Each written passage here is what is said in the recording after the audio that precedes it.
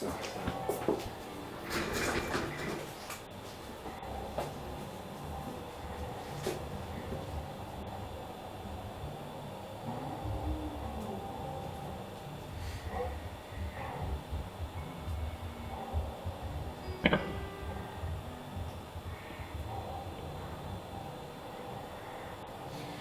so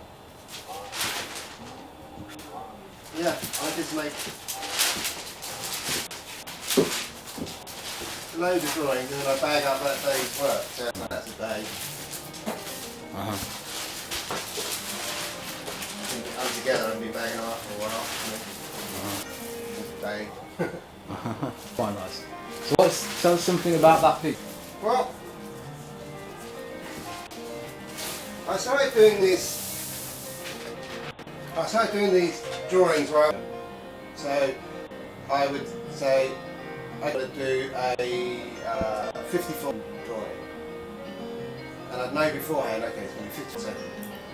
And so then it would be one line, but with a big fat pencil. So I do 54 seconds to get to the end of the course. So there are some where they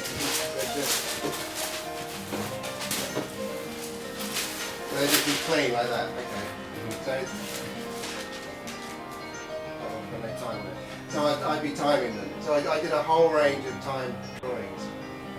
There's one there, and that's 81 2-second lines. You know. So I got really into that thing. And so you do film work as well? Yeah, I make loads of films. Okay. Alright, that's it. And then I spilt some water on one of them, and something amazing happened. it suddenly went like that. Wow, look! And so then I started to just work into them. Like, okay, let's break down. That's quite a rigid format. Okay, timing your drawings really rigid. So then I did that, and then I wanted to break that down with something that was the opposite, which was just completely free. So that's what these were.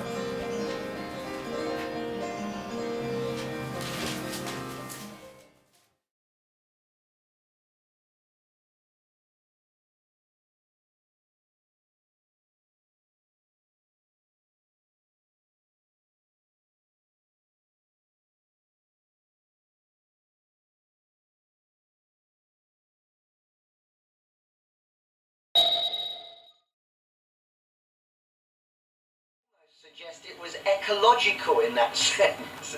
They were making music out of all this old, no one cared rubbish that had long gone, you know, disposable pop music.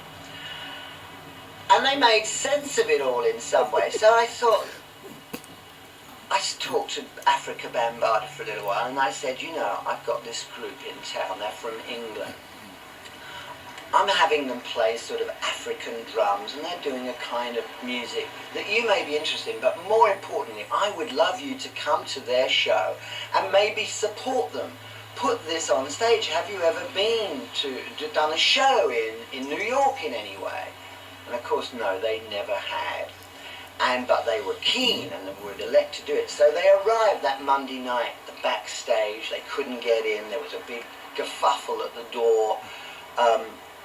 Finally, you know, because people thought they were like, I don't know, we're going to rip them off or blast their head off or whatever, or they were just trying to break in.